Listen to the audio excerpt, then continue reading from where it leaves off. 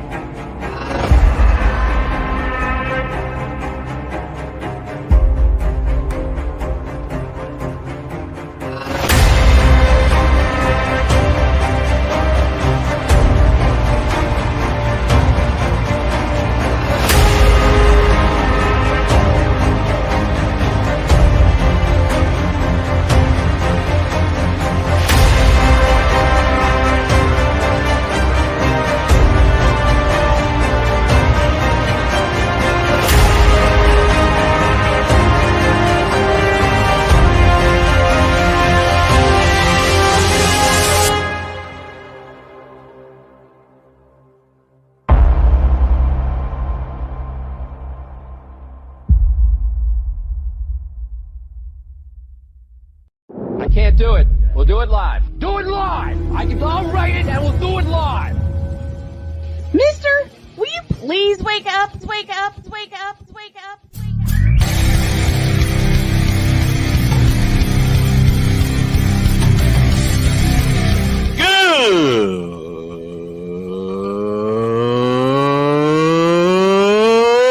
Good morning. Snowman here to all you Brock Purdy and San Francisco 49er haters. Shut up! I gotta thank you, Shane. I mean, whatever happened to the games where breaking 100 points was, I don't know, unusual?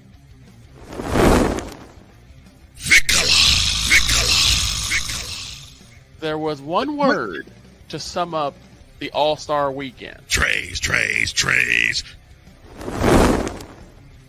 Cause we take this job so serious. Splash Brothers, yes. Ray Allen, replace him with Steve Kerr. Reggie Miller, yeah.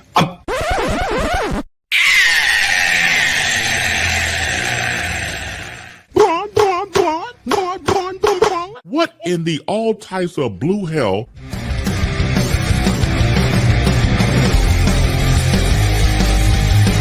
Oh yeah!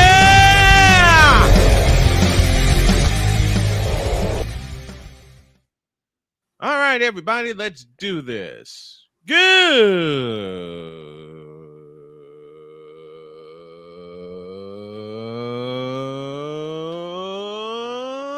morning. Welcome to the tripped out, twisted Thursday edition of Snowman in the Morning. Glad to have y'all with us. And as I get everything pulled up here, this first hour is brought to you in part by Invader Coffee, fuel for the fearless. And he was sitting there, and now, oh, I see him. I think he's like leaning off to the side of something. Of course, he gives me that too. Let me bring my on-screen son in here. Will you sit up? No. No. He looks as sleepy as I feel. How you doing, Droid? Terrible. Terrible? Why? Jimmy Butler. I guess we better dive into it. Jimmy Butler and Paul Wilson drops us a $5 super chat to start the day. If it was Jimmy Butler, I'm here to talk hockey and then get to work. You know what we're gonna do? If it was prime Jimmy Butler and he's being traded to Golden State, I'd be jumping up and down happy. But we're talking about a 35-year-old Jimmy Butler who bitched his way out of the Bulls. He bitched his way out of Miami. He bitched his way out of Philadelphia. Why are you laughing? So he went from Jimmy Butler to Jimmy To LeBron Buckets. James. No, he went from Jimmy Butler to Jimmy Buckets to Jimmy Bitch. He's Jimmy Bitch. I'm just hoping Steve Kerr has a plan to somewhat ingratiate him into Warrior Nation. Oh, Okay? yeah. Because losing Andrew Wiggins, Kyle Anderson, and a couple of draft picks doesn't make this an even deal. Not for me, it doesn't. I don't think it's anybody. But all I can say, and he, of course, he immediately declined his $52 million option contract year. So he's a rental and nothing more. Which means we get to April, we get to the end of April, maybe, if the Warriors ever get their act together. And then we move on and rebuild because it's going to take a couple years. I know this now. But he's the lead story. I talked about it. We can move on. Matter of fact, I would say this about the Warriors-Lakers game tonight.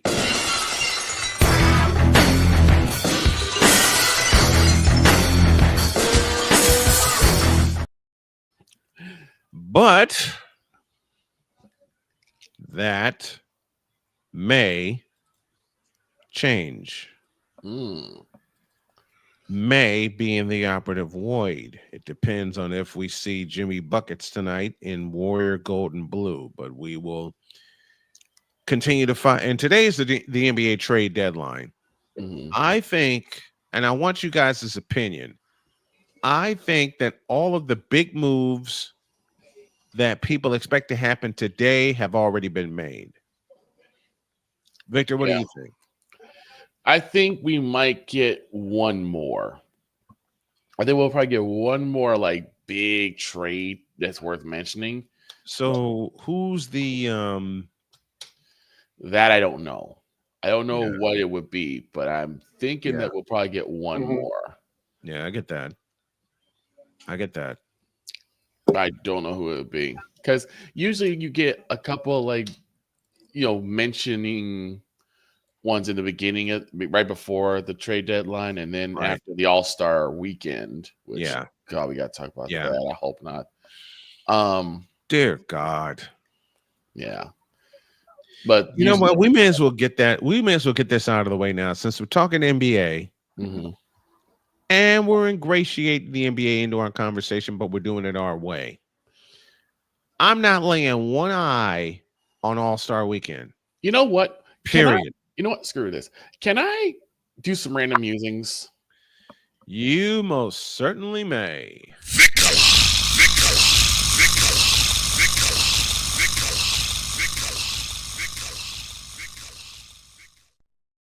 Cook, God damn it. I was thinking about this for the past couple of weeks, actually. There seems to be this very noticeable lack of consequences for subpar play. Oh, I like this subject. Go on. Whether it's everybody gets a possession or everybody gets points, and I really put this on All-Star Weekend for the NBA, particularly the dunk contest. Oh God! Now, there's a reason why I do not watch the dunk contest anymore. You're talking about a person who, back in the 80s and the 90s, I watched this religiously. Same. Yes, I watched the game. Of course, being me as a former shooter, I love the 3-point contest. Yep. But the dunk contest was where it was at. Listen, the everybody dunk contest from 1984 to, you know what? I'm going to be totally honest. From 1984 to 1988, the dunk contest is where it's at. I'll go as far as like in the 90s, some of the 90s ones. Yeah. Jordan had also been in those. Right. You start seeing Jerry Stackhouse and a couple other individuals. And Vince Carter, just to name a few. But the thing that we talked about was dunkers were in the dunk contest. Not players who could dunk. I'm talking about dudes who actually put in their craft to dunk. Yes.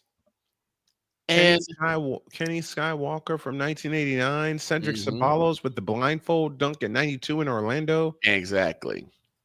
And I don't have to say anything about the first fellow who won the slam dunk contest, a fellow you and I met personally, and Larry Nance. Mm-hmm. Yes, indeed. But the reason why I talk about the lack of consequences in the dunk contest, it was very rare, especially in those times, the 80s and 90s, it was very rare to see someone miss a dunk. Yes. Because if you missed a dunk, you got no points. You got nothing. NUFFIN, nothing.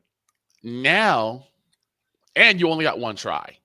Yep. You got 3 dunks, but you got 1 attempt per dunk. And then they added that you can replace a dunk in case you miss it, because Michael Jordan missed a dunk in 88 before he delivered the game winner. The Playmaker's here with us, checking in from Nowlands. What's going on, Playmaker?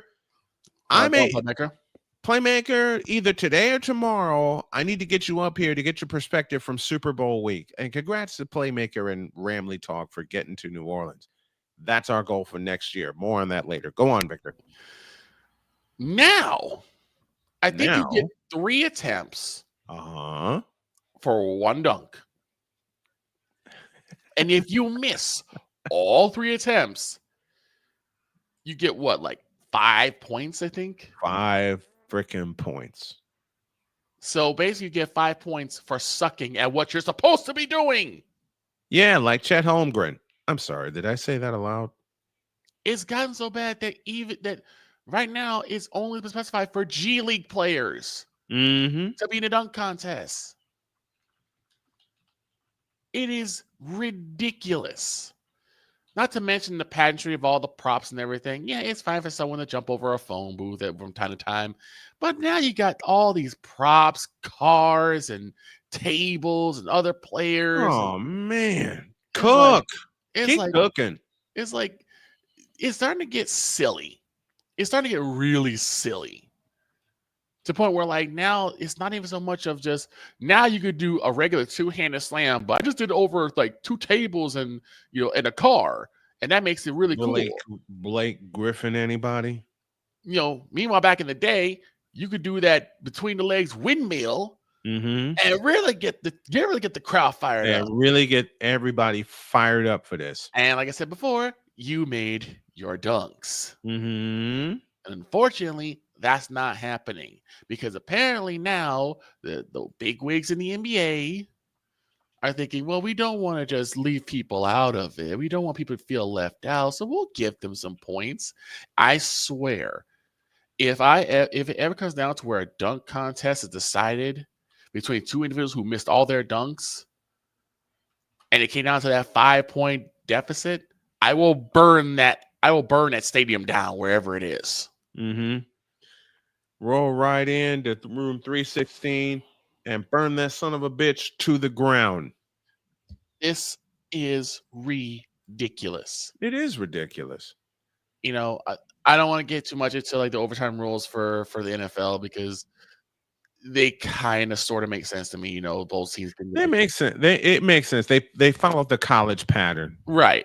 So they follow the college pattern. So I'm not going to jump all over that. That made sense to me. It's just, and like I said, this is mainly the NBA All-Star game, or All-Star or weekend, where skills competitions, 3-pointers and dunks, not all those other crazy garbage that they throw on here like it's a social center kids festival.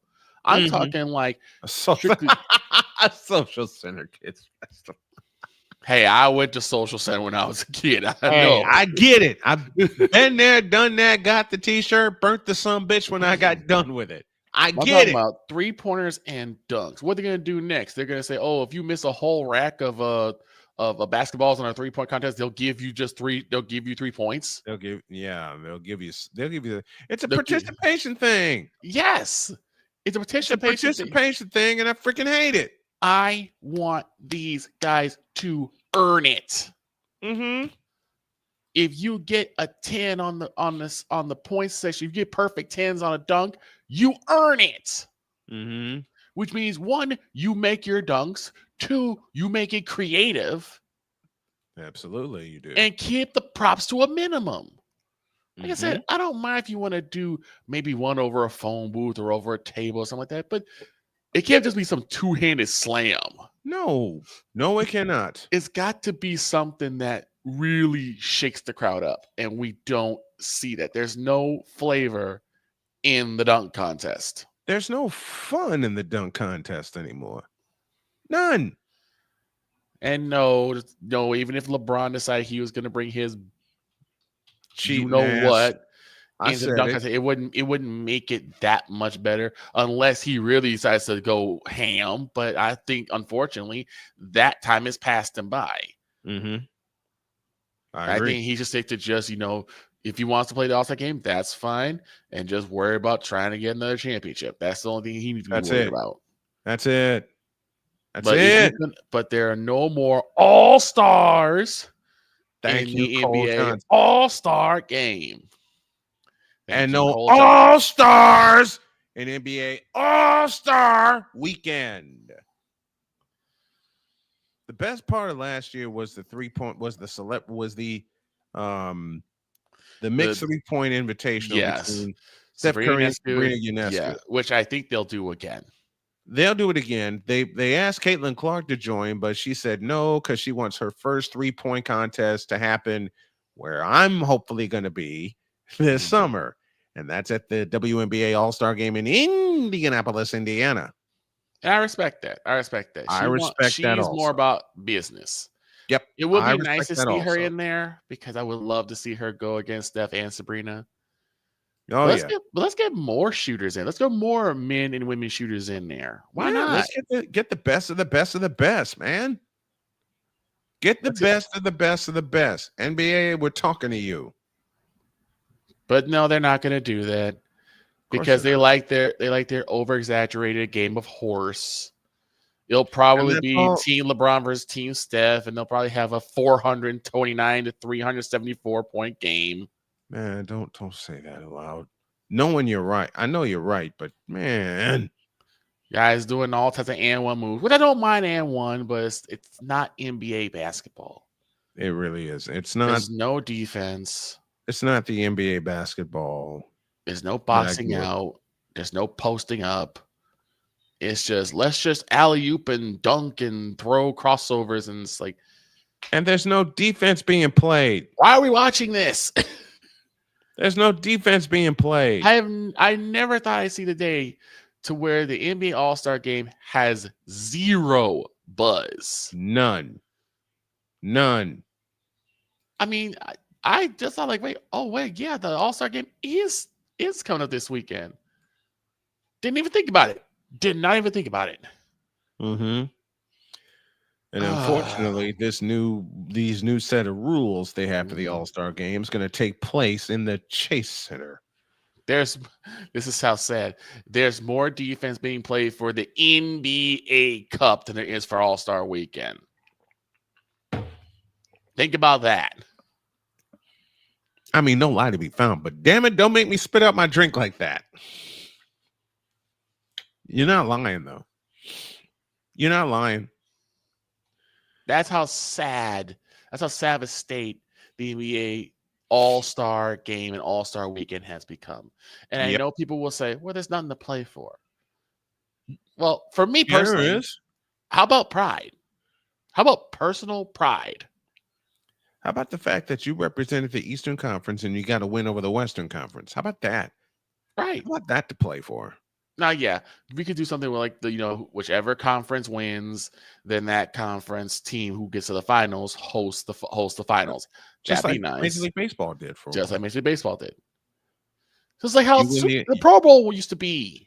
You win your conference wins the All-Star Game, then whichever team comes out of that conference, they get home court advantage in the NBA Finals.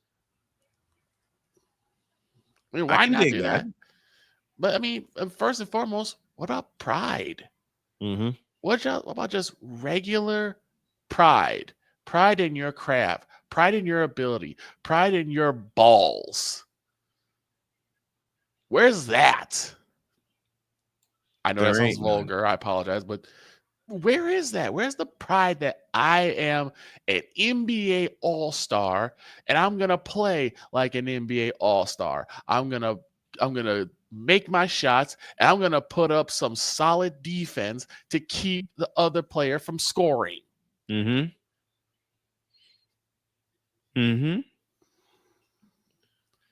The first All-Star game I watched was 1982 at the Meadowlands.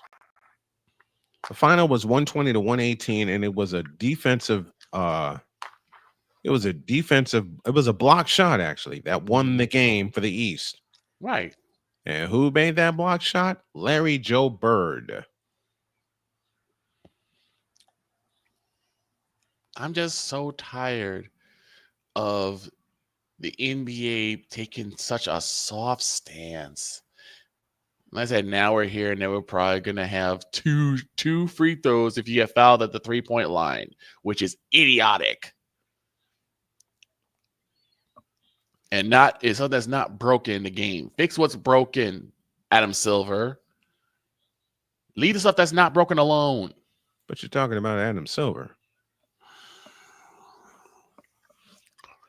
You're talking about Adam Silver. There needs to be consequences if you don't make it. Play-in tournaments need to go too. Man, the play-in tournament needs to be, like you said, play-in tournament needs to go. I'm sorry. Period. If you didn't Play-in make the tournament eight, needs to go. if you didn't make the top 8 seeds, you just didn't make top 8 seeds. Go home, try again. Go home, retool, try again next year. Thank you. Thank you for saying that. That's how it's supposed to be. The best 8 seeds, the best 8 teams of each conference are the ones that go to the playoffs. Period, point blank, end of discussion. You don't make it. If you're number 9, you go home, you try again. You're number 10, you go home, try again. Mm-hmm. Someone working. You may have had a tough schedule. Go home, retool, try again next year. And you find people that miss game. You find people for load management too. How about that? How about that? Like if you really feel like you have to, stop because of injury worries or something like that, then talk to the team doctors. Mm-hmm. Talk to your medical staff. Talk to your medical staff. Kawhi Leonard. What's up with that? Say, I'm worried about my ankle. I'm worried about this. Okay, we'll take a look at it, and if you start feeling discomfort, then we'll go from there. Mm-hmm. Saying I don't want to play because I'm over the temperature today, or I didn't eat. I said, Kawhi bump all Leonard. that. Bump all that. My dad brought up about how, these guys are getting paid hundreds of millions of dollars to play basketball. Hundreds of millions. Hundreds of millions of dollars. Hundreds of millions. Okay. Amounts normal people will never ever see in their lifetime. And yes, they are talented guys. But that's why we expect so much from them. We're talking about the type of money that people wish they could lay their hands on, but won't. Right. I'm one of those people who wish they could lay their hands on it and will. I am one of the people who think I will, but that's a story for another time. All right, I'm not gonna hold too much up. I just wanted to get that off my chest because I'm seeing such a lack of consequences for subpar play. I'm seeing so many excuse others for subpar play. I'm like, we just don't want them to feel left out. We want their feelings hurt. Bump your feelings. Exactly. It's time to man up. It's time to woman up for the WNBA and if there were soft rules for WNBA, I'd jump on that too. Mm-hmm. Because those women are tough as nails, and they need to be given a chance to showcase that they are tough as nails. But this is primarily to the NBA. Grow up, man up, and let's get back to having consequences when you mess up. Agreed. Thank you for listening to the ramblings. Vicala.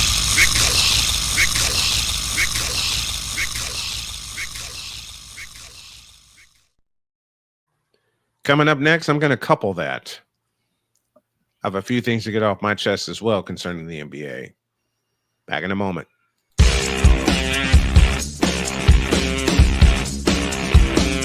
This is Snowman in the Morning.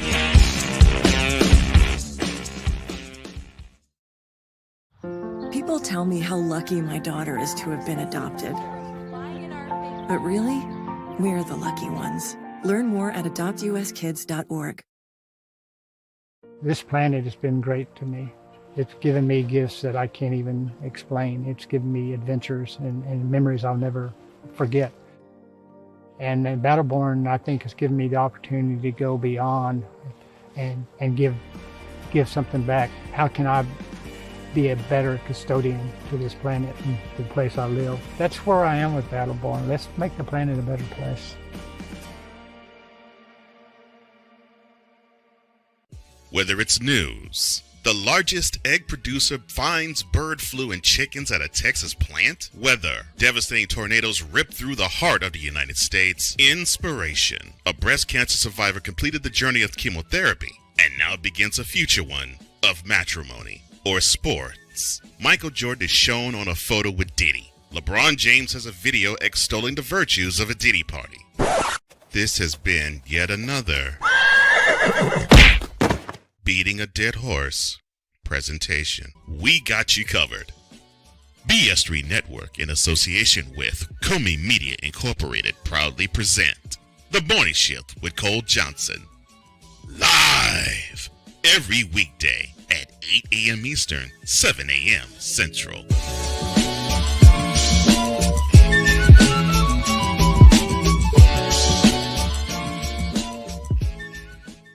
Here's an important message from the Diabetes Solution Center. Do you like pricking your fingers to test your blood sugar levels? No one does, but it's important to maintain your health. And now, by wearing a small remote device called a continuous glucose monitor, or CGM, you don't need to prick your fingers anymore. It's easy to use and helps you make more accurate diabetes treatment decisions. If you are testing your blood sugar 3 or more times daily, injecting insulin, or using an insulin pump, call the Diabetes Solution Center right now. And if you have Medicare or most major insurance coverage, you may be able to get a new CGM at little to no out-of-pocket cost. Shipping is free, and we'll even bill your insurance company for you. If you are testing your blood sugar 3 or more times daily, injecting insulin, or using an insulin pump, call the Diabetes Solution Center right now to learn how to end the painful finger sticks and get your own continuous glucose monitor, or CGM, at little to no out-of-pocket cost. SeatGeek is the ticketing app for fans like Boomstick Lady. No free throw is safe from the roar of her sticks. SeatGeek helps her find a seat in the direct eye line of the shooter so she can sit where her boomsticks make the biggest boom. Everybody okay? SeatGeek handles the tickets to sports, concerts, and more, so fans can fan. Join the transporter to Hades. Your butt and gut becomes one. Join the reformer of hooker whores. This is my daughter, Placenta Booty Johnson. Join the bronze car. Whenever you are in distress, take off your baseball cap and throw it in the air. Join your very own superhero of broadcasting, Chris Bass. So whatever color crayon they get, they palm it and do 2 circles, and that translates to, I can beat up black people. As she takes you through the week's paces in Baseline. Live every Saturday at 8 a.m. Eastern, 7 a.m. Central, Pacific Time Zone people, just stay asleep when this is on live and just catch the recording. Exclusively on the Chris Bass YouTube channel.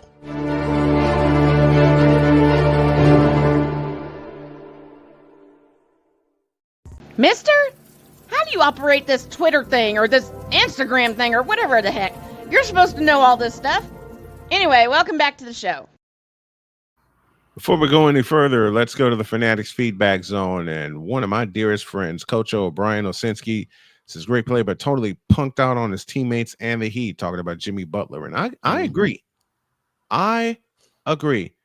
This is simple. Finish out the contract that you signed. Punk ass move. Agreed. I totally agree with that. Jeffrey joins us. Jeffrey, remind me of where you were chatting from so we can shout you out properly. Next Sunday, I don't think I'll be watching NBA All-Star game. Me neither. I will probably be watching NHL hockey between Team USA and Team Canada. NHL players on ABC at 8 p.m. And he couples it with, and I believe the game is in Boston, Massachusetts, at the old Boston Garden. No, it's the TD Garden, but it's the new Boston Garden, as far as I'm concerned. The Hawk TV representing the DMV areas is good morning, and the same to you. He said, one of the NBA trades is going on, Snowman. I wish I had an answer to that. And Hawk, you should be extremely proud of your Commander/Redskins for the amazing season that they had this past year. I agree. I wouldn't be surprised if they run it back next year too. I wouldn't be surprised if they compete for another NFC championship. Mm-hmm. And the team that they'll face will be hosting the Super Bowl. I'm not saying. I'm just saying. Right. Hawk TV says the servers from NBA 2K aren't equipped. Ain't that the truth? And Jeffrey's chiming in from Rhode Island. I like it. In fact, I'm calling it right now. Redskins, 49ers in Santa Clara for the NFC championship, and it goes 2 overtimes. Ooh. You're going to be running on reserves for that one, aren't you? Why do I want it to go 2 overtimes? Because I want to see Jaden Daniels get 500, and I want to see Brock Purdy get 520. 100. All right. I would say both can get 500, and then CMC gets about 350. CMC gets 350. Brian Robb gets 200. Terry McLaurin, Brandon Ayuk, and Debo get 200. George Kittle gets 200. Right? Mm-hmm. And I 3 want a touchdowns. 2,000-yard game. Damn it. With no punts. I want a 2,000-yard game with no punts. None. And I think the Redskins and the 49ers will deliver that for us next year. Like I said, I want Jaden Daniels to get 500. I want Brock Purdy to get 500. CMC, I want him to get 350. I want him to break the record for most yards in the game. I want CMC, and from reports, he's going to be totally healthy next week. CMC, you continue to rest, all right? Because come NFC Championship in Santa Clara next year, I want CMC to break the record for most rushing yards in the game. Matter of fact, I want him to do it twice. Do it in the regular season and then do it in the postseason. And I borrow the joke that Victor started with Derrick Henry. I want CMC to get 350. 350. A joke that my wife now uses.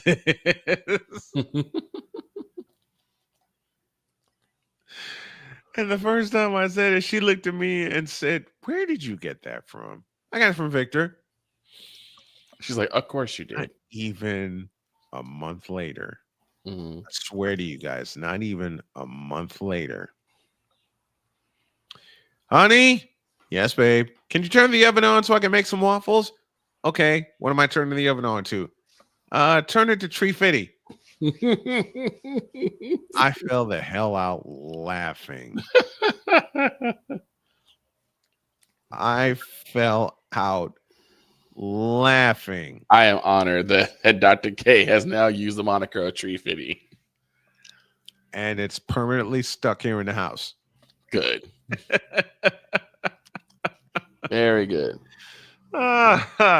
Make your picks today and tomorrow. Tomorrow's our Friday mega show leading up to the Super Bowl, and we'll have our mega show on Sunday, our mega pregame show on Sunday after South Carolina takes on Texas, and we'll take you all the way to and through the Super Bowl, and of course through our extended post-game show. Now, also, do us a favor, folks. We're really trying to grow this, but to do that, it costs. All right? And we got to meet those costs. So if you would be, where is that? I erased it. Why'd you come in here and erase my banner? What? Don't want me. How do I even do that? My banner. How do I even do that? I don't know.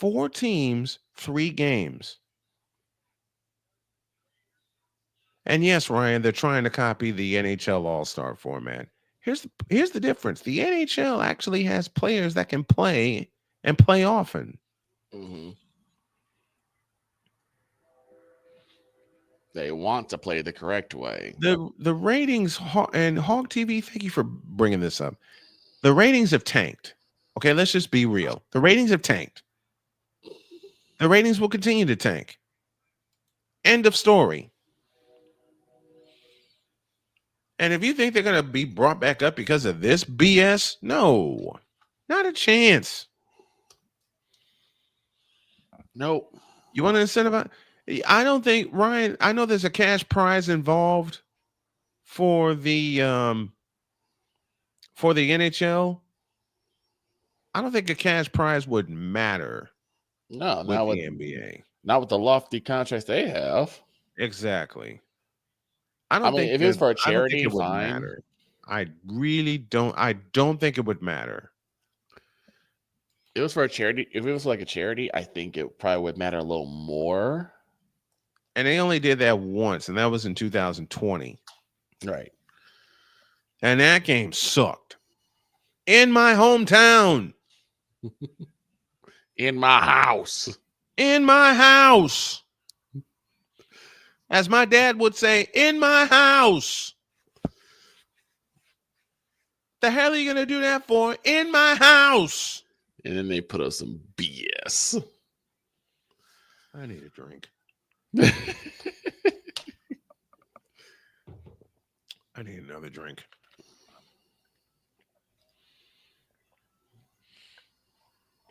Okay. They did that in my house. They did that grade A homogenized Holstein BS ending in my house. Exactly. Why don't you play 4 12-minute quarters and be done with it? Whoever has the most points wins. Isn't that how the game is? That's how a game's supposed to be. They did with the. I forgot the name of the ending. I know the name of the ending. It's on the tip of my tongue. I cannot come up with it. Anybody in the chat that knows the kind of ending I'm talking about, where you have to reach a certain number, please tell me the name in the chat. Please tell me that name. It's like a mercy rule or something. That ain't mercy. It's like when people play 21. Look, a mercy rule. You know what a mercy rule would be for the NBA All-Star game? What's that? A mercy rule would be actual All-Stars playing in the thing and being instructed that you have to play defense and being told you have to play your game correctly or you're no longer an All-Star. They pull you out, they escort you out of the building, and they bring the next guy in. And yes, I'm going full draconian, but damn it, I want my All-Star game back. Get out. Get out. Get out. Stay out. You're not an All-Star. Get out. Get your ass out. Get the hell out the building. I'm sorry, fans, about this. Get the hell out. Get y'all's ass out. Lord have mercy. You know, people will lose their minds because I think the fans actually vote for these. I think. I don't know if it's the writers. I think the fans actually vote for who they want in the All-Star game. But seriously, if you don't play defense on at least 2 possessions and try to make an impact that way, get y'all's ass out. Get the hell out the building. Sorry about that, folks. Get the hell out. Get y'all's ass out.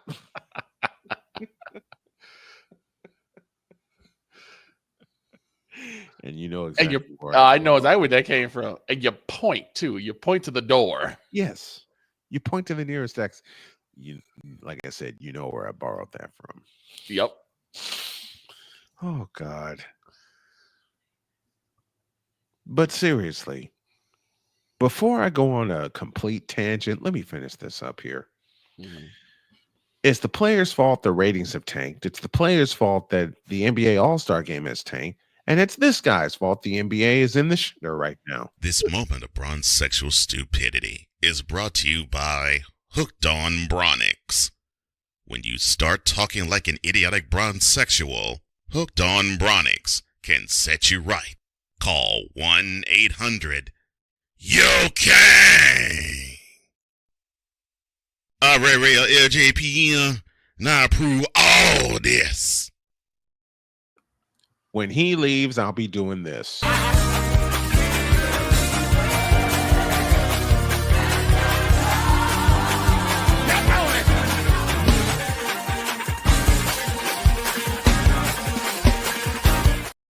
Why? Because yes, LeBron, it is you. It has always been you. It always will be you forever and ever. Amen. Man. Ryan McCarthy says the NHL players actually care because there's a cash prize involved, which I think that is a possibility. That's a possibility, but with the lofty contracts that the NBA players get, I don't know what cash prize bullseye really matter. Bullseye. Because they're already getting mega millions. And for me, I go back to what I said: play for pride. What's wrong with that? What's wrong with just playing when the contract went up? Right. What's wrong with just playing for pride? Show you got a set so that you are the better all-star. Play for competition. Yeah, whatever happened to that? What happened to competition? What happened to pure, unadulterated, fun-loving competition? And then you shake hands at the end of the game. Yeah. Now get out of my face, you thirsty bitches. In a world where logic and sense flies completely out the window, while purple and yellow glasses are donned, rises a figure who encourages ridiculous, undying loyalty.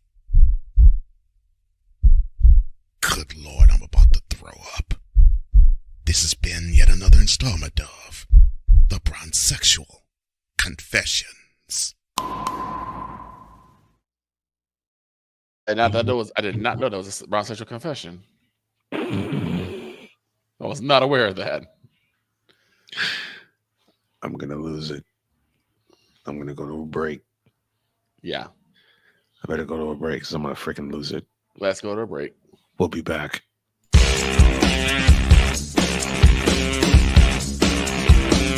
This is Snowman in the morning.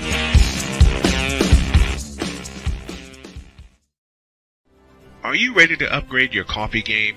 Prepare for an invasion of flavor with Invader Coffee. It's the caffeinated elixir that fuels champions, the blend that pushes boundaries. Whether you're battling deadlines or exploring uncharted territories, Invader Coffee has your back. Join the invasion at invadercoffee.com and taste the difference for yourself. Use the code Snowman for 15% off your first order. Invader Coffee, veteran owned.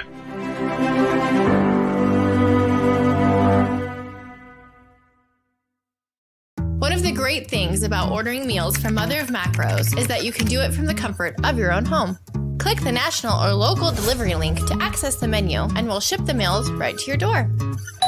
We understand you won't always have time to plan, shop, prepare, and cook to provide healthy nutrition for your family, so the process is simple and saves you hours. We know you're busy, so our meals are professionally prepared and packaged. You only need to heat them up and enjoy. We provide macro-balanced, delicious meals, chock full of fresh, local ingredients with none of the stuff you don't want to eat. Plus, our menu changes every week, keeping your taste buds wanting more. We take care of your meals so you can worry about everything else on your list. Mother of Macros.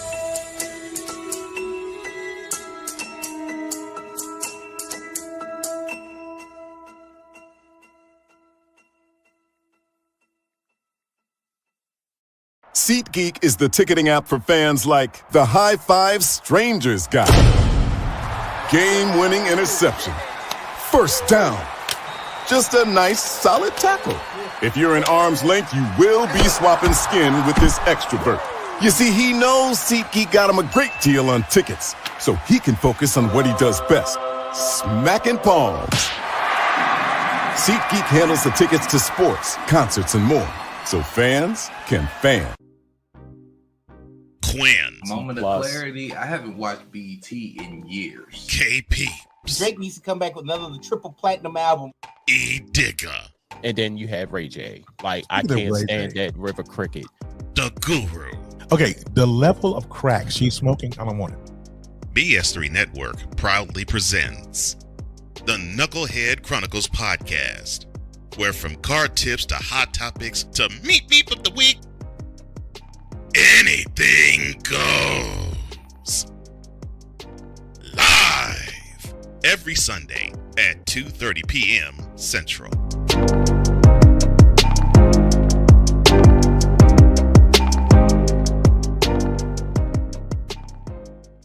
During bad weather, driving can become downright dangerous. What's your emergency, please? Trust Battle Vision Storm, the revolutionary glare reduction glasses that turn your sight bright during bad weather at night or during the day.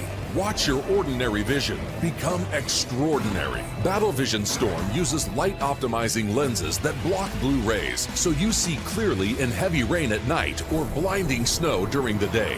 Heavy rain, snow, sleet, or fog can make it impossible to drive. Not with Battle Vision Storm. Get your Battle Vision Storm for only $19.99. But wait, due to rising costs and supply chain shortages, this may be your last chance to get your very own at this low price. There is a strict limit of 4 Battle Vision Storm per order while supplies last. Don't wait, order now. Call 1-800-483-6319 or visit battlevisionstorm.com. So call 1-800-483-6319 now.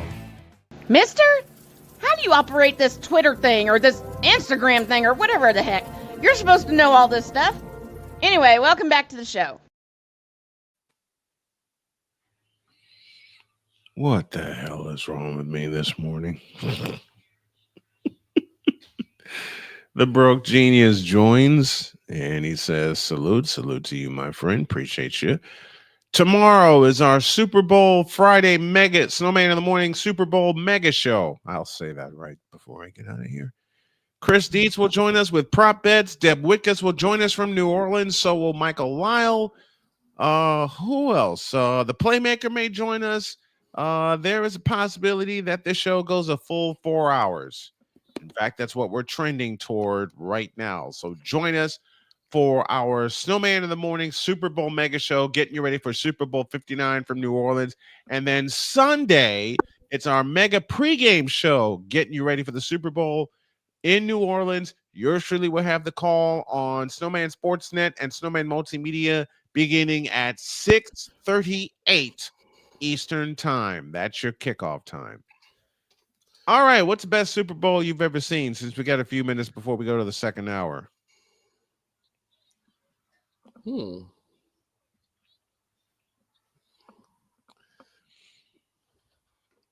Nice. What are some of the best Super Bowls you have ever seen?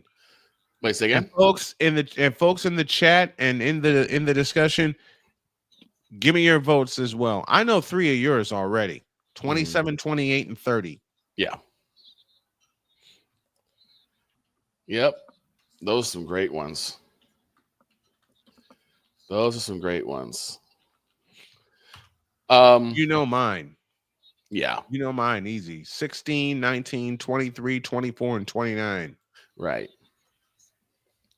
I'll say also Bears versus Colts was a pretty good one, especially Devin Hester taking the opening kickoff. Devin Hester taking it all the way back.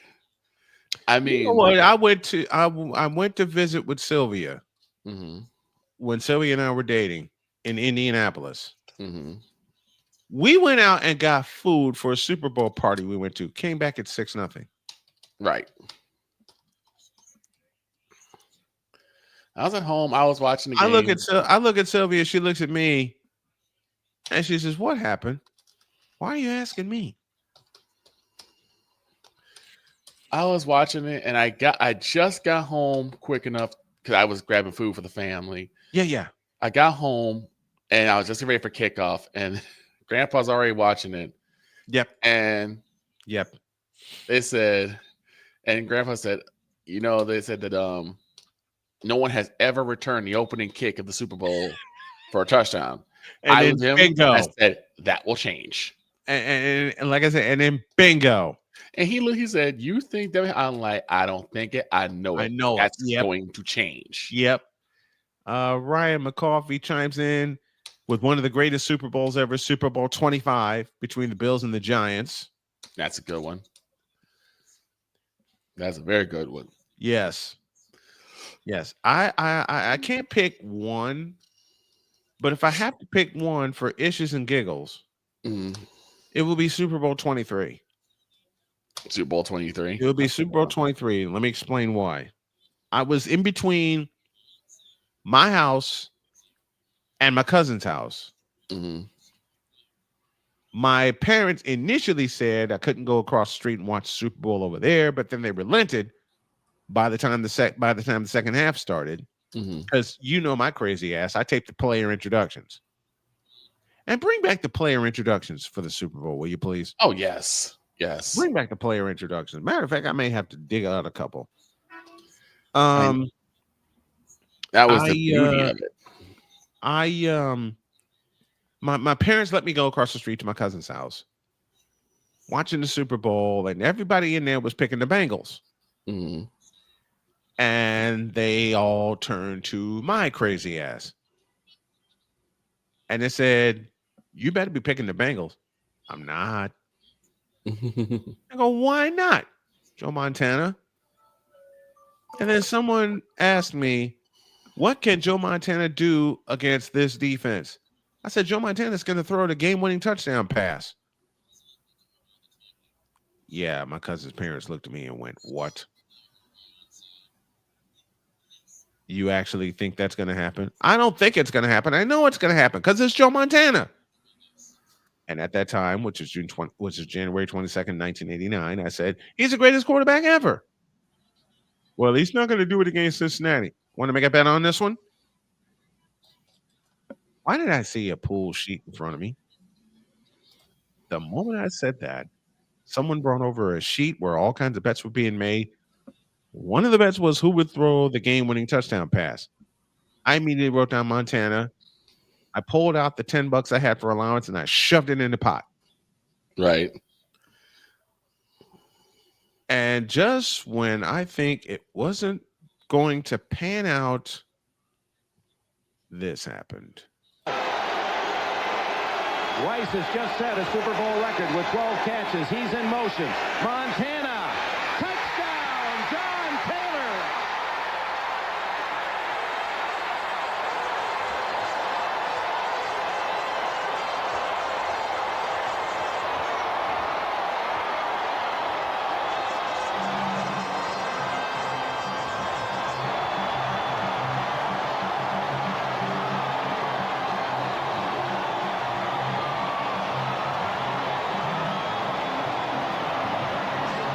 John Taylor, who sells cars in the offseason for Reggie Jackson, has just hit the home run for the 49ers. His first catch of the day, but the biggest catch of the day. 30. There was $250 in an envelope waiting for me. How much? $250. $250. 2.5. You're like, what is this? There was $250 waiting for me, and it was like, shut up and get out. And when you're a younger person, $250 is a lot of money. It was 1989, which made it even more money. Exactly. It was January 22nd, 1989, and here I am walking with 20s, 5s, and 1s in a doggone envelope out of my cousin's house. Right. My cousin's grandparents are going, How did you know? It's Joe Montana. I mean, it's Joe Cool. Haven't you learned yet? It's Joe Montana. What you mean? I walk back across the street and I'm going, how am I going to hide this from my parents? Right. I'm a high school student, 16 years old, that knows a little bit about football. I'm not supposed to have $250. Luckily, Dad rode to the rescue. Mm-hmm. He said, I found out what happened. Oh, oh, boy. He leans in my ear and says, Give me the envelope. I'll hide it from your mother. Please. Please. That was one of the best second halves of high school I ever had. Because, when you start school, especially during the high school years, the first half of the high school season drags ass. Right. Second half goes. Exactly. Am I wrong? Nope. Nope. Blame the Patriots for ending the player introductions in 2001. Yep, Super Bowl 36. Yeah. Damn you, Bill Belichick. I don't even understand why he even had to get involved. I don't know why he did either.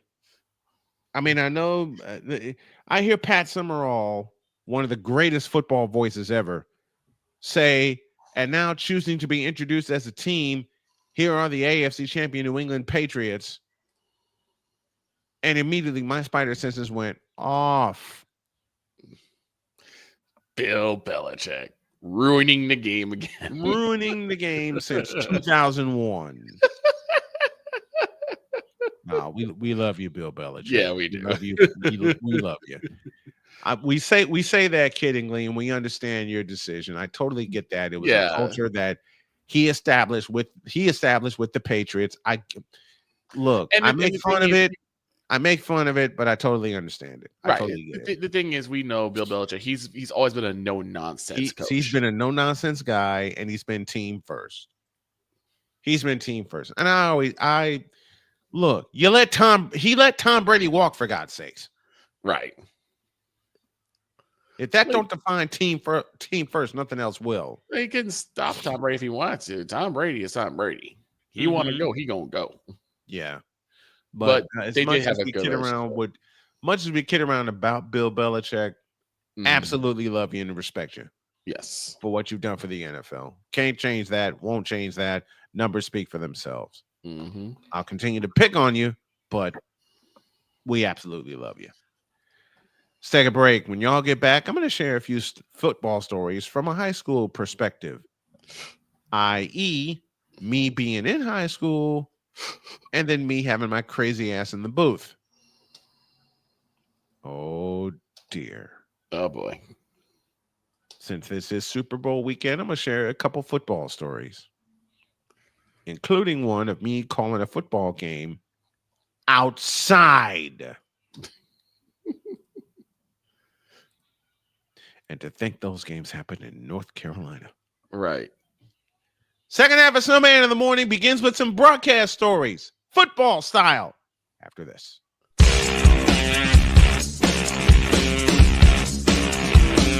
This is Snowman in the Morning.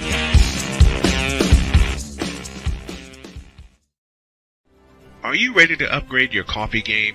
Prepare for an invasion of flavor with Invader Coffee. It's the caffeinated elixir that fuels champions, the blend that pushes boundaries. Whether you're battling deadlines or exploring uncharted territories, Invader Coffee has your back. Join the invasion at invadercoffee.com and taste the difference for yourself. Use the code Snowman for 15% off your first order. Invader Coffee, veteran owned.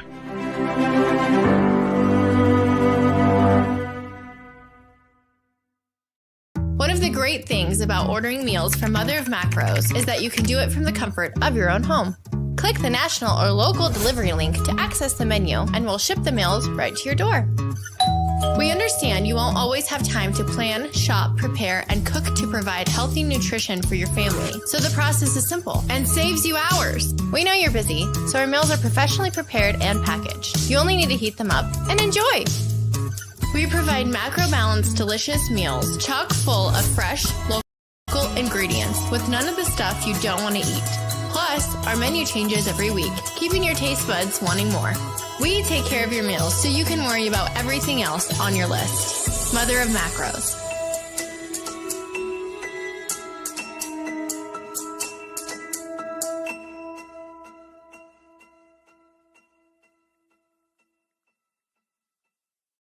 SeatGeek is the ticketing app for fans like the high five strangers guy. Game-winning interception. First down. Just a nice, solid tackle.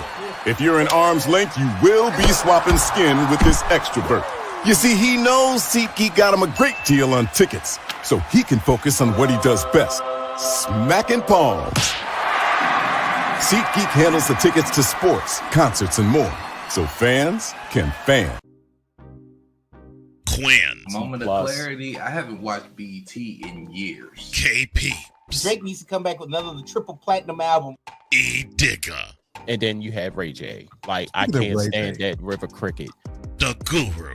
Okay, the level of crack she's smoking, I don't want it. BS3 Network proudly presents the Knucklehead Chronicles podcast, where from card tips to hot topics to meat beef of the week, anything goes. Live every Sunday at 2:30 p.m. Central.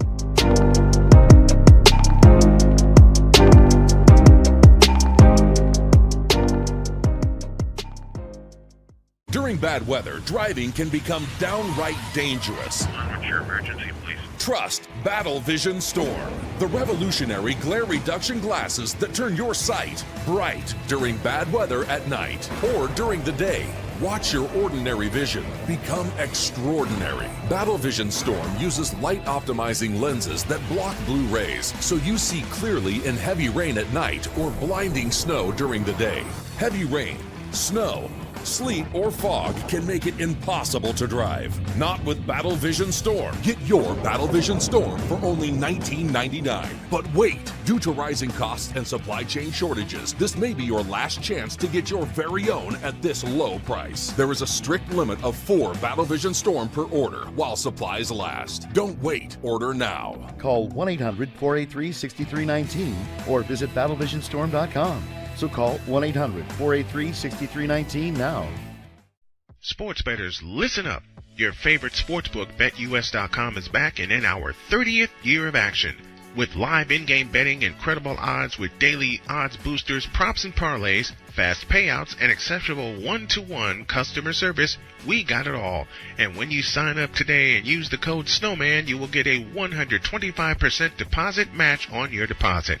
Log on to betus.com or call 800-792-3887. That's 800-79-BET-US. BetUS.com, where the game begins.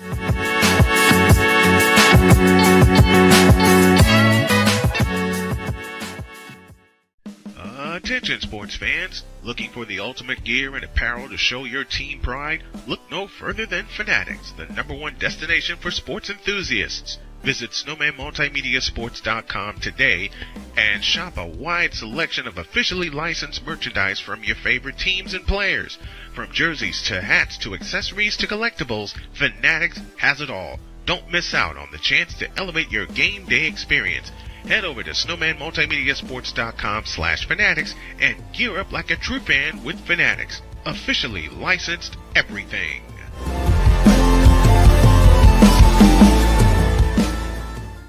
It's no secret. Today's consumer wants convenience and likes things on the go.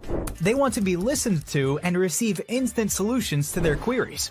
This can often make or break the customer service experience. That's why it makes convenient interactions easy for you. Whether your customers want to connect with you via text, Facebook Messenger, Google, Instagram, or website, all messages now come to the one easy-to-use inbox, so you don't have to check a dozen different sites from the platform. From here, you can send SMS or email, answer questions, schedule appointments, take payments, and close more deals simply by messaging back and forth with your customers. When someone searches for a business like yours, they will look at your reviews. So unless you have more positive reviews, they'll choose someone else. Luck makes it easy to collect hundreds or even thousands of reviews from your customers. Simply send a review invitation or create automation that requests customer reviews right after the sale, or maybe right after a service is completed. It will take them 30 seconds or less to leave the review. Now those reviews will show up on the search result and increase your ranking that matters most. Plus, our advanced reporting will show you exactly where your leads are coming from and if your website or ads are doing their job. So why are you waiting? Put your business way in front of your competitors, get more leads, convert more of those leads to paying customers by getting started with today. Mister? How do you operate this Twitter thing or this Instagram thing or whatever the heck? You're supposed to know all this stuff. Anyway, welcome back to the show. Eagles Chiefs in Super Bowl 59, which means prop bets galore. Chris Dietz will join us tomorrow to break down a lot of those prop bets. And tomorrow will be our full breakdown, taking us in to Super Bowl number 59. What was the first one you ever watched, Vic?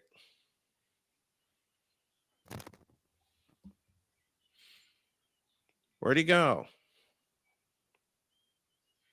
Hey, you. Well, I can tell you the first one I ever watched. The first Super Bowl I ever watched was Super Bowl 16 between the 49ers and the Cincinnati Bengals. All right. Mr. What was the first Super Bowl you ever watched? Oh, that's a tough one. Did I surprise you with that after break? That's a tough one. Because I can tell you the first one I ever watched was 16. I saw parts of 15. My dad told me the Eagles. My dad told me the first one I watched was 85 when the Bears won it all. Bears and Patriots. I would never remember it. I was too young. Right.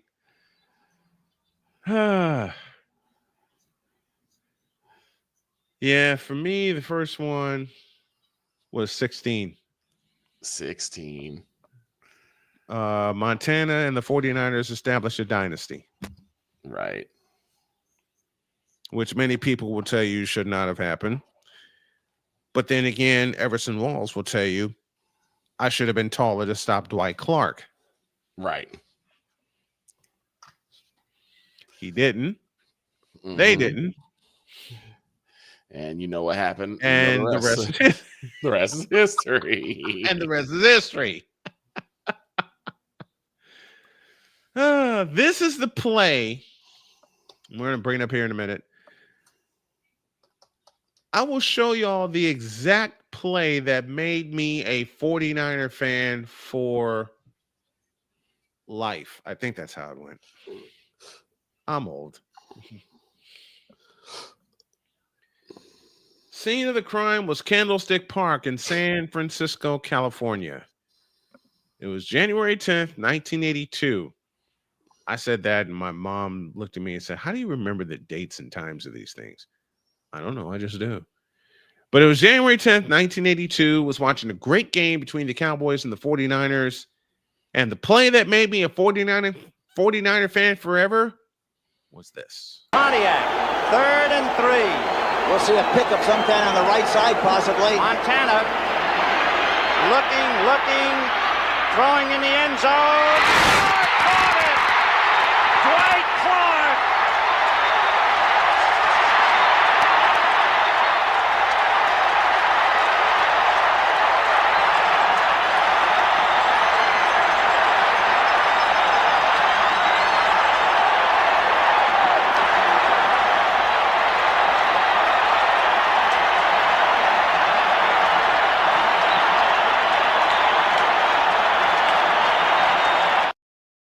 You saw two rarities in that game.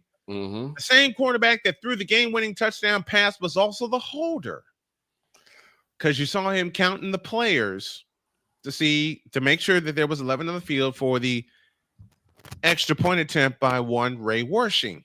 Mm-hmm. And the second thing you saw, Joe Montana's hair coming out of his helmet. The rise of Joe Montana. And it's one of those things that even if you're not a Niners fan, you just had to stand up and respect what Joe Montana was, because you saw that and you're like, applaud. He's gonna be something special. Uh-huh. You knew it. Little did we know how special he'd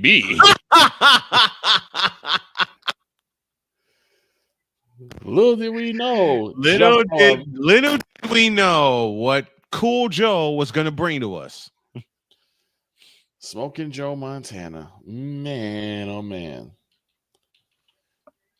I mean, the man was so popular. He had football video games named after him. Yes, he did. Joe Montana football. I know there was a 92. There's a 93 version, I believe. The first football. Listen, the first physical football that I ever got, my parents got it for me for Christmas. Oh, nice. Whose signature do you think was on it? Joe Montana. Joe Montana. I love you, Tom Brady, but everything you've achieved, and you can't deny it, was because of Joe. He even idolized Joe. Mm-hmm. He did. That's why forever Brady and Montana will be 1 and 1A. Okay. Right. I always say 1A, 1B. I say Joe 1, Troy 1A, and 1B is Brady. It's Tom Brady. I can't knock what Brady's done. No, you can't. God, you can't.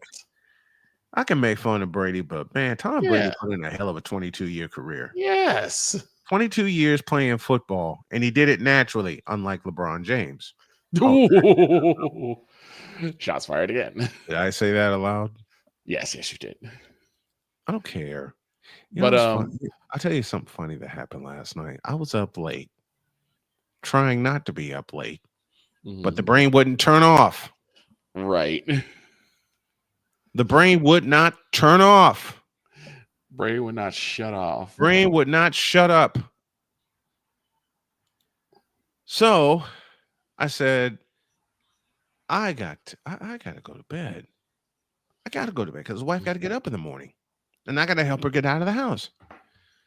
So what does old Snowman do? I get a glass of wine.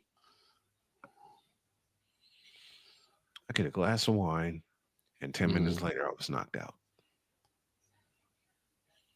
But go on with what you were saying about Montana and company. Because little did we realize, little did we know, little did we think about what Montana was going to bring to the NFL for 11 years.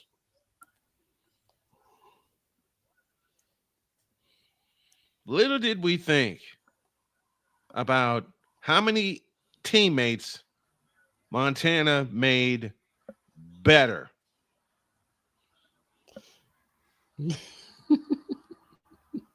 That's right. I said it. And you'll continue to say it. Damn right.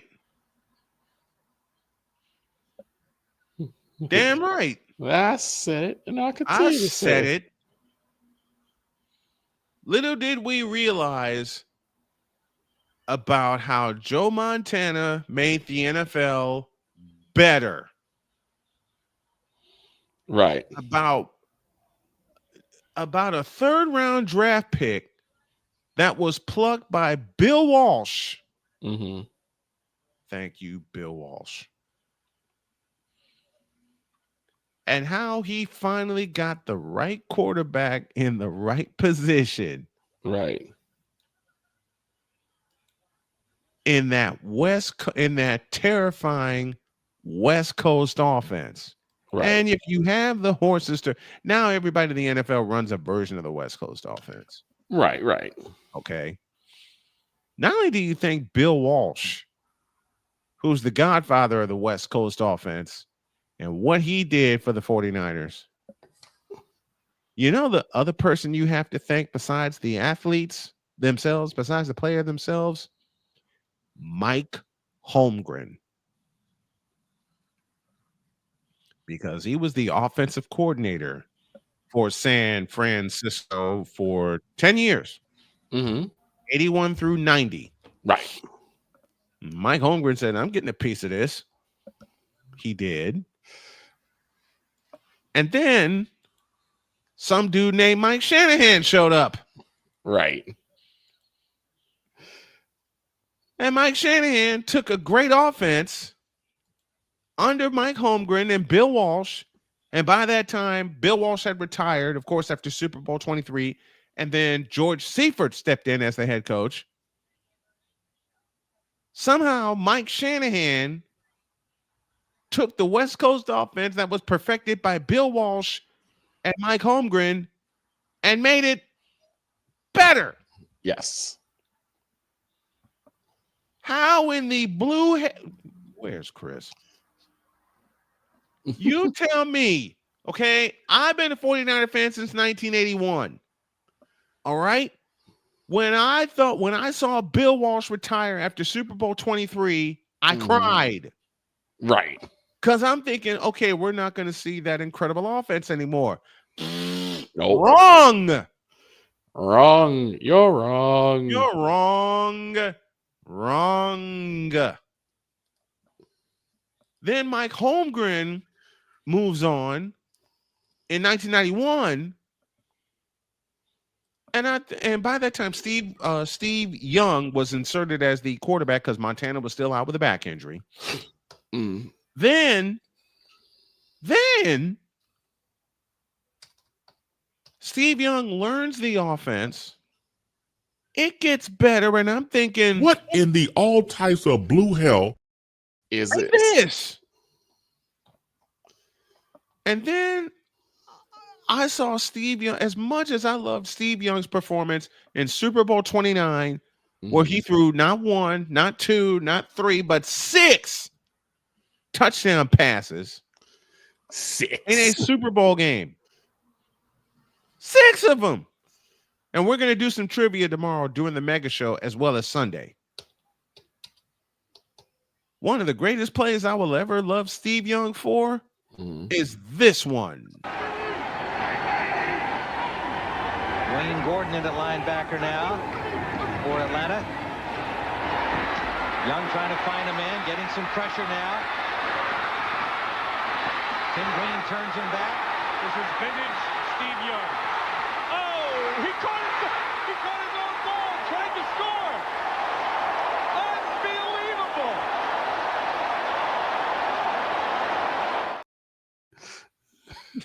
I remember the first time I saw that, I'm like, Steve Young, you're cheating.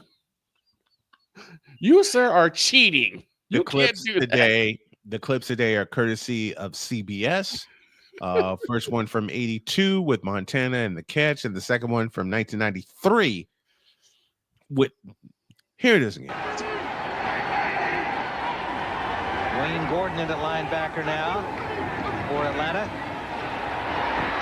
Young trying to find a man, getting some pressure now. Nope. Tim Green turns him back. This is vintage Steve Young. Oh, he caught his own ball, tried to score. He's cheating. Unbelievable. That's a cheat code. You cheated and got away with it.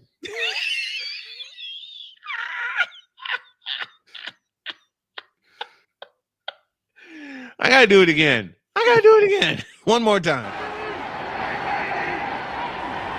Wayne Gordon in at linebacker now for Atlanta. Okay, I'm gonna throw here. Oh, no, I'm not. I'm getting out of here. Run. I'm good down it. Nope. Whoops. It's me. Nope. No tackles for you. Joink. I'll take it myself. Tried to score. Unbelievable. And the guy that tackled him, the guy that tackled him had the biggest sigh of relief because he's like, if I had let him score, right, I'll never hear the end of it for the rest of my career. It was like, how did you let the quarterback throw a touchdown pass to himself and you couldn't stop him? And the two guys that be in the area should have picked it off. Yes. They should have picked it off. All right. We better finish this show off before this lady picks us off.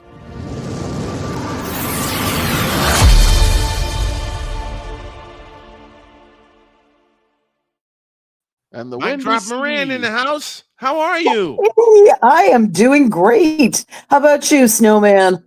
Snowman's doing awesome. The winds of the Great. Windy City have brought us Mike Drop Moran. The one and only. Boy, Let's start with the Super Bowl and Autumn Lockwood. absolutely. Making absolute history for the Super Bowl. The first black woman to coach in the Super Bowl. She's an assistant coach for the Philadelphia Eagles. Which, by the way, Does that make you? How does that, Allison? Let me start with you. How does that make you feel as a woman to see that happen? it's about damn time. It's just about damn time. You know, the thing is that and I'll drink to it too if I had a cup in front of me or a bottle, which is kind of what I need today. But the thing is that women as refs, as coaches, have been appearing in the Super Bowl for the last roughly 10 years now, and I have been following their progress, their slow but steady progress. And this is a great moment for the Eagles. It's a great moment for all mankind, really, because women have been so capable for so long. It's unreal. Is absolutely unreal that this hasn't happened before. So my feeling, and that's why I'm going for the Eagles on Sunday, baby. It's so I'm going anybody who's that woke, any team that has that kind of a commitment to equality and not looking at gender and saying, "Oh, you're a girl, you can't coach football." Come on. If she's good enough to do the job, bring her in to do the job. Absolutely. Yeah, Okay. I mean, they've been strength and conditioning coaches for a while now, and I mean, there's no difference in terms of training, in terms of what you have to do to get that degree, and and gosh, when you grow up with football, you know the game. Damn it, you know the game.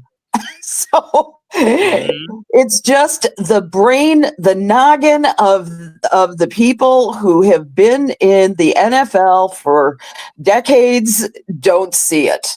No, you know, and they don't want to see it. Refuse. They don't want to see it. And I have a grave fear that is exactly what's going to go on, as this regressive government that we have is going to be putting more restrictions on more people and, kicking us back to the 50s and, not being able to fulfill exactly what we can do. Hell, I'm a result of Title IX. There's no way that you and I would be talking on this stage unless I were married to a quarterback or a tight end or something like that. There's no way that I would be here without the benefits of Title IX and everything that has offered a generation of women. So it's 100%. The reason why you're seeing people like Autumn Lockwood in this arena.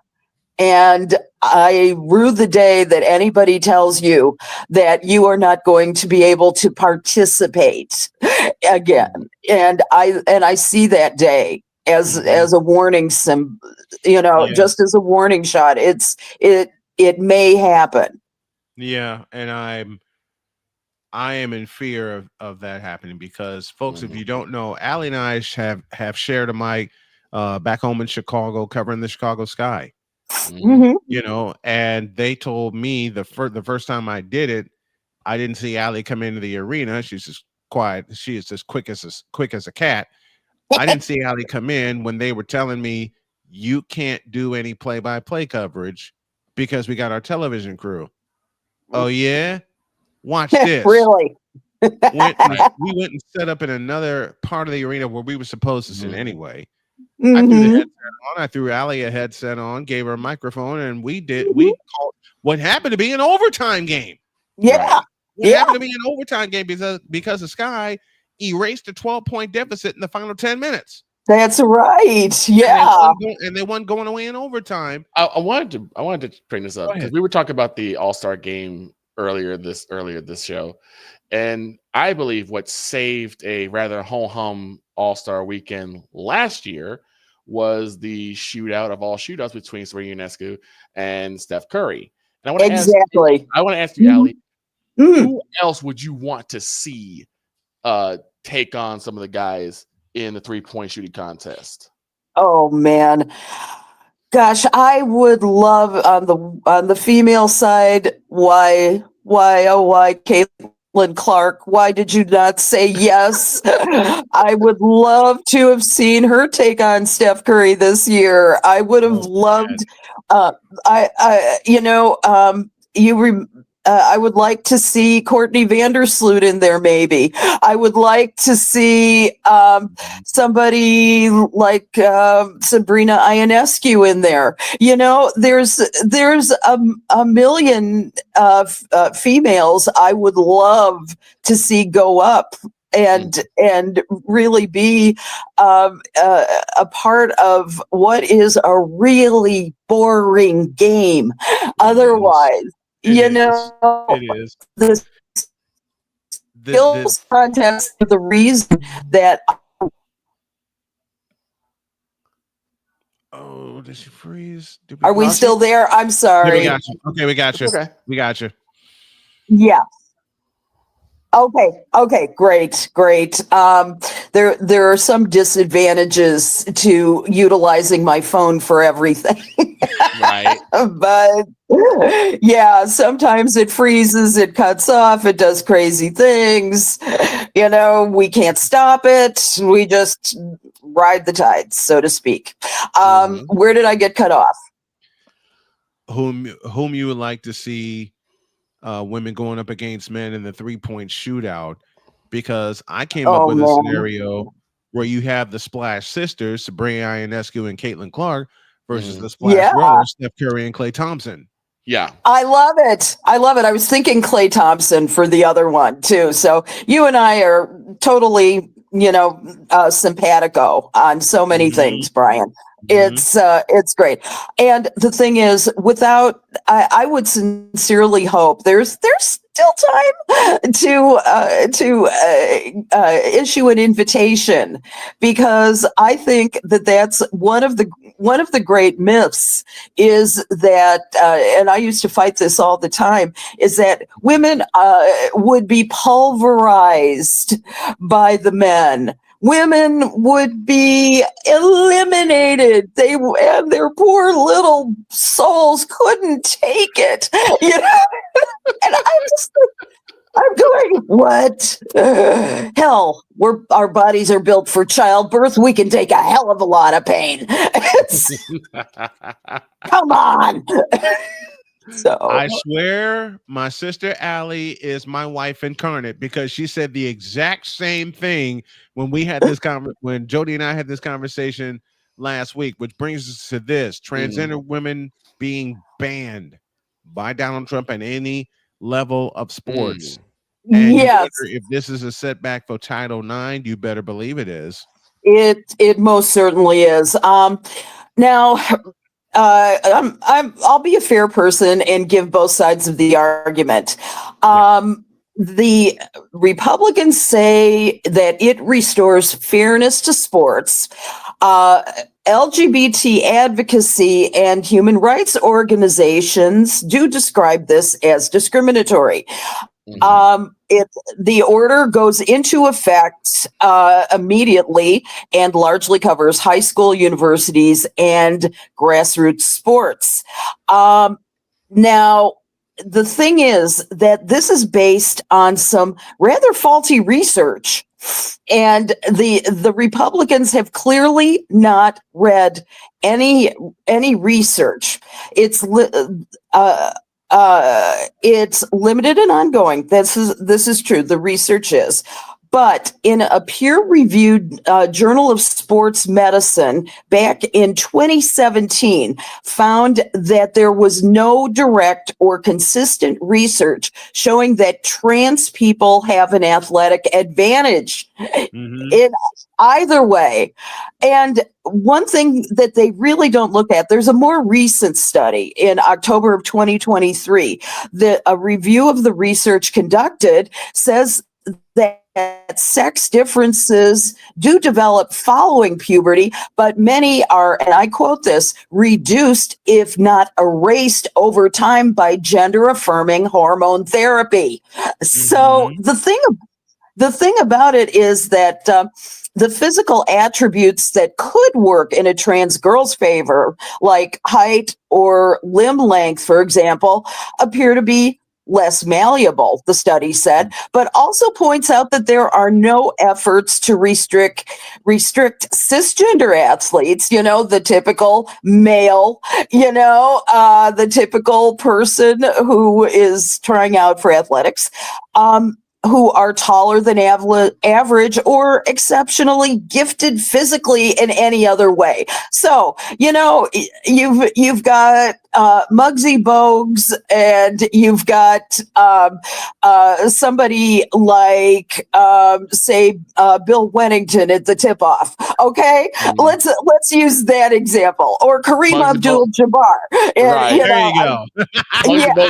Sean Bradley. Yeah, there or you Sean go. Bradley. Or Sean Bradley. There you go.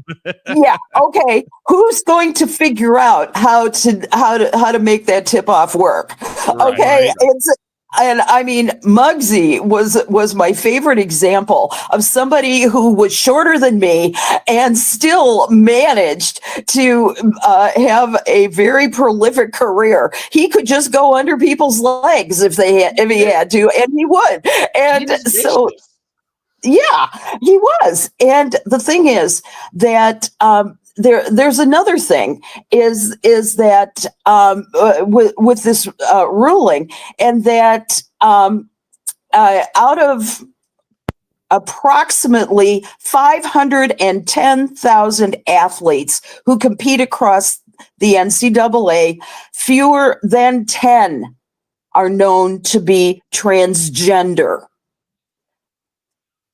You're talking about the lowest hanging fruit possible. Okay. Fewer than 10. And so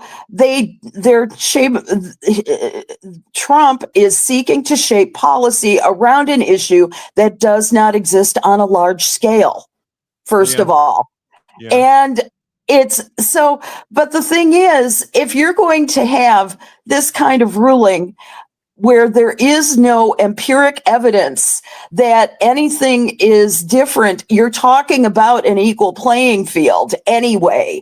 And the thing is, girls and boys play together in so many sports, in Little League, for God's sakes, in any, basketball, soccer. My Greg's grandson played soccer, and he had a few really kick-ass girls on his team. He's 8 years old, and he's a great kid, and he's not growing up with this, oh, you're a girl, you can't play. He's not growing up with any of the stigma that I grew up with, any of the, are you kidding? It's based on faulty premise. It's based on really, I think, just god-awful homophobic fear, of the unknown. It's based on no, as I said, empirical science. It's just a lousy ruling. And and now the thing is that there have been some lawsuits filed since that ruling. And so I'm bound and determined, if I have to go to Washington. I'm the mom of a non-binary child who is in the LGBTQ plus community. So like like hell. Lev sees themselves very differently from the way the world sees them, and I'm respecting that this is the way that Lev wants to live Lev's life. I don't. And I want the kid to be happy. I want the kid to have all the opportunities. I mean, none of us. This is why we report. We're not athletic, okay? Right. We can keep in shape, but nobody's gonna sign any of us to a long-term contract for sports of any kind. Those who don't. I want to say this. I'm so glad, Miss Moran, that you brought that up about girls in Little League, because there was one particular girl when I used to do PA work with Snowman at Ho Chunk. There was a Chicago Graves. There was a girl named Deja Bell. Yep, bit taller. Never seen a slicker slider in my life. Exactly. One that came from Deja. Listen, I couldn't even hit that slider, and I knew it was coming. Right. Exactly. She came to me. Deja came to me one day and she says, "You want to take some batting practice?" I'm like, "Sure, I'm not going to be able to hit anything, but sure, I'll take some batting practice." My boss said it was okay. Victor's looking at this. I'm getting pieces of everything she's throwing. Then she threw that slider at me. Put the bat down. I got corkscrewed into the ground. I stood up, I put the bat down and walked away. Right. I love it. I love it. Laughing. I mean, I love the kid. She's cracking up laughing. Her parents are laughing. Dad comes over to me and says, "Why'd you walk away? I do not want to face a slider like that in life ever again." Ever. Exactly. Just wait till you see her knuckleball, huh? Right? She threw one in the game she started that day. Yep. I love it. She mastered a knuckleball the day before we saw the slider. Next day, she corkscrews me into the ground, throwing that slider.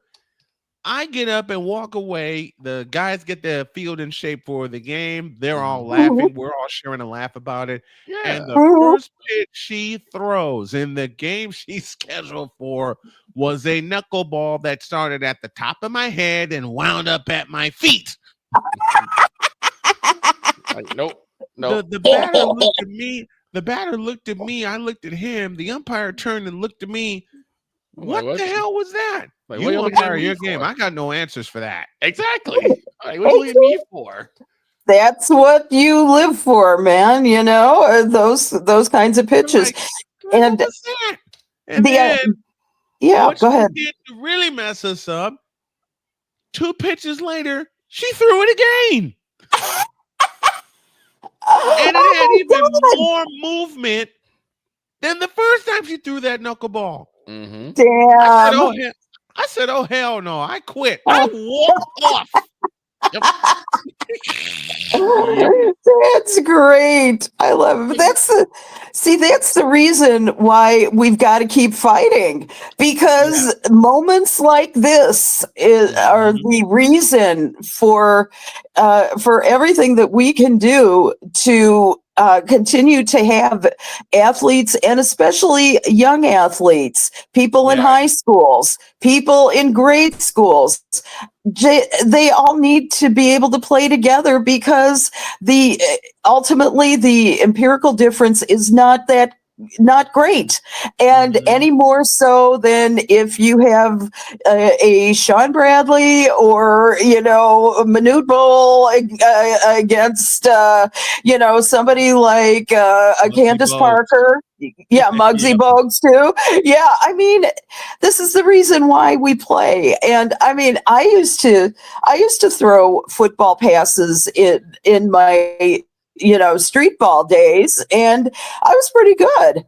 And but if I had suggested perhaps to the Oak Park River Forest High School board that maybe I was in a position where I could help out the Oak Park Huskies, they would have gone, "Hey, What? You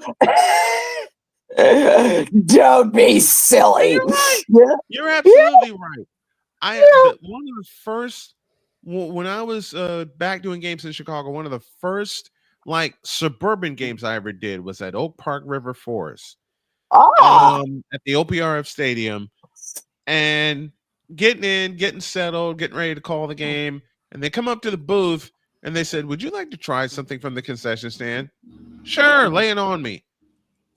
Why did they give me this 6-inch pork roast sandwich? Pork roast barbecue Speak sandwich. well of us. Speak well of us at the. Boy, were you lucky. I ate that thing. I ate that thing before I went on air, and I loved the sandwich, but I regretted the result because I was a zombie for 3 quarters trying not to fall asleep. that sugar crash. Let's go to NCAA. Let's go to women's basketball, NCAA basketball. And I want Allie to complete this quartet as we're talking early Final Four predictions as it's coming down the stretch here. Complete this Final Four quartet. I want to see your 4 teams: UCLA, South Carolina, Connecticut. Who fills out the quartet for you? For me, I think it's going to be the LSU Lady Tigers. For me, because Kim Mulkey is a beast.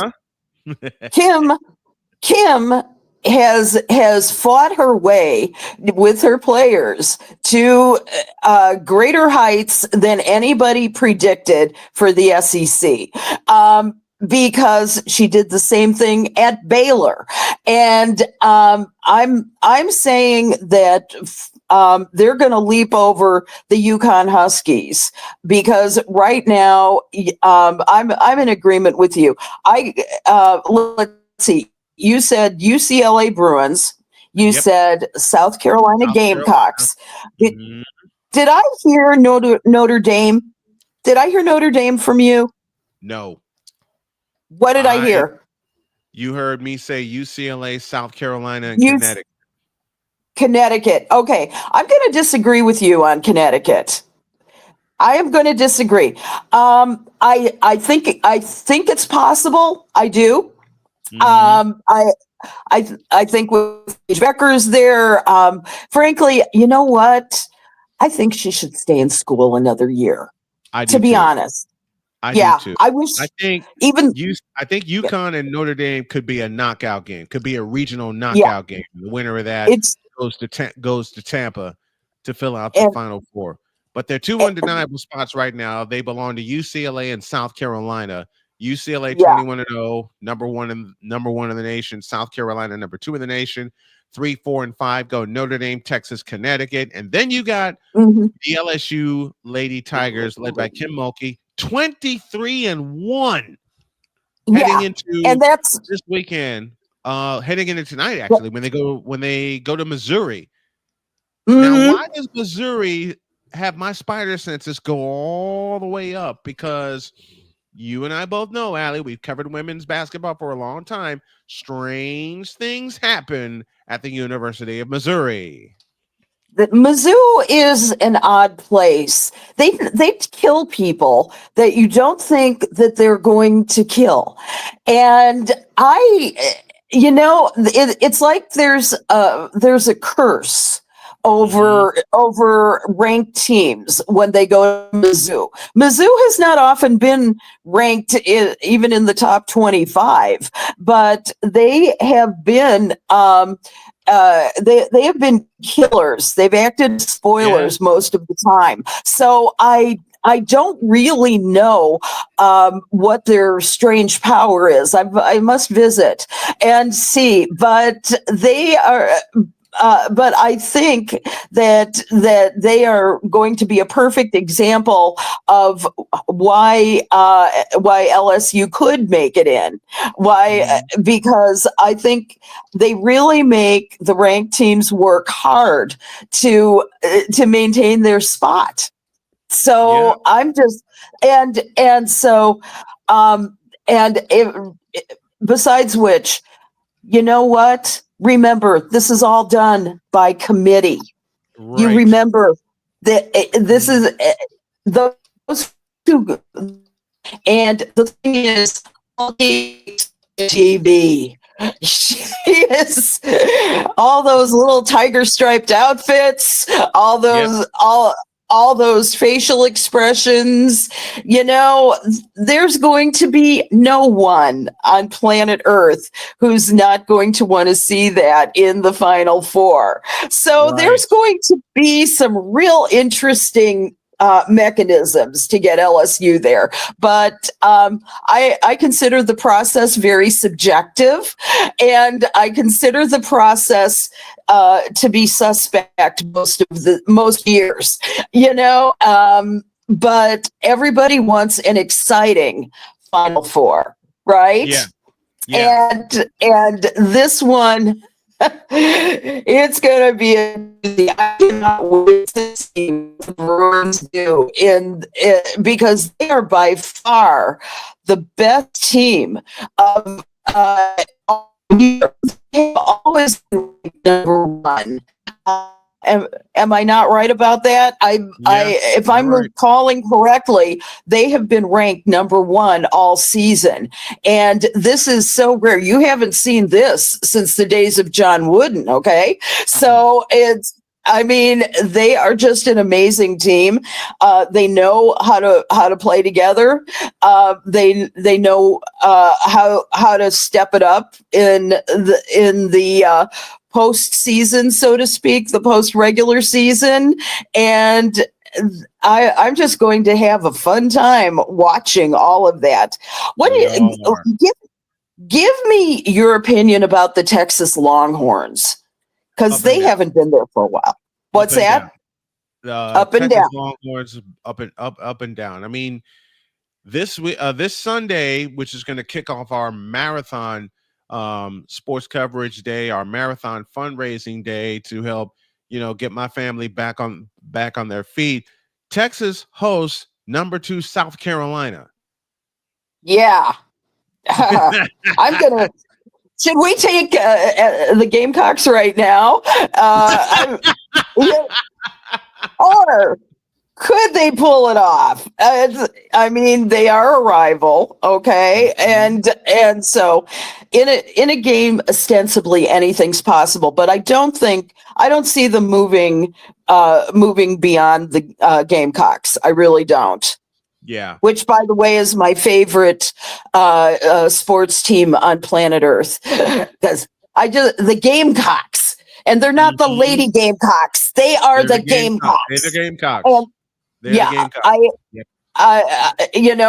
As much as I love sports, I hate it when they're like even LSU, the Lady Tigers.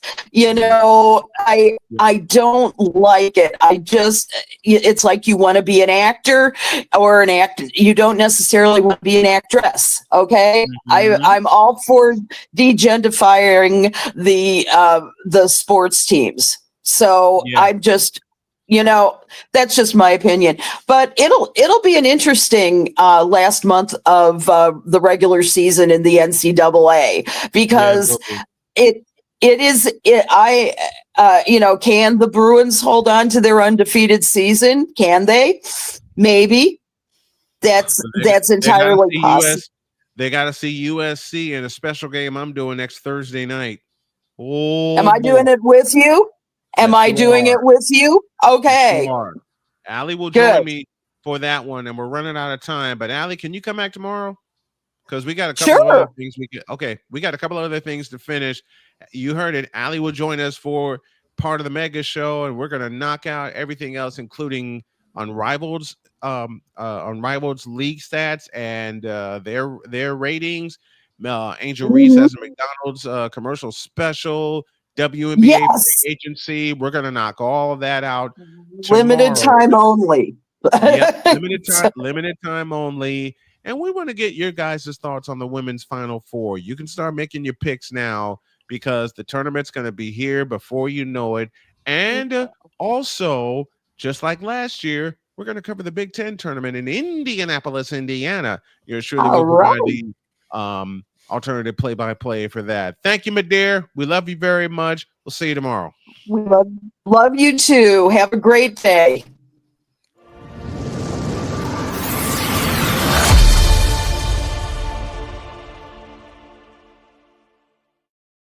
We're out of time, we're out of room, and we're out of here. Have a great day. God bless. Remember to make your next move your best move, and always remember, if your dreams don't scare you, they are simply not big enough. Dream big, do bigger. We are, and we hope y'all are too. Not going to finish some laundry before my daughter beats me up.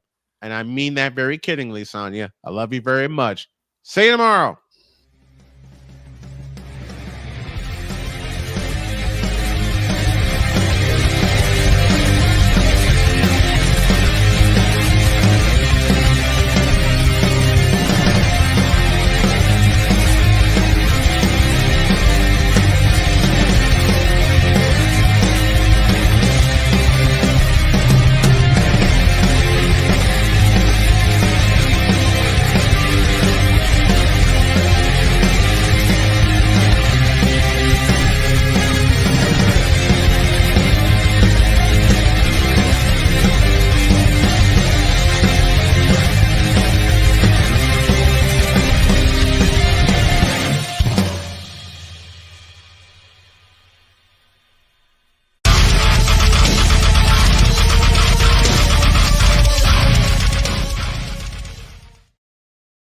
Just when you think you can't, remember, you always can. Our Super Bowl Mega Show is tomorrow. So long, everybody. Take care.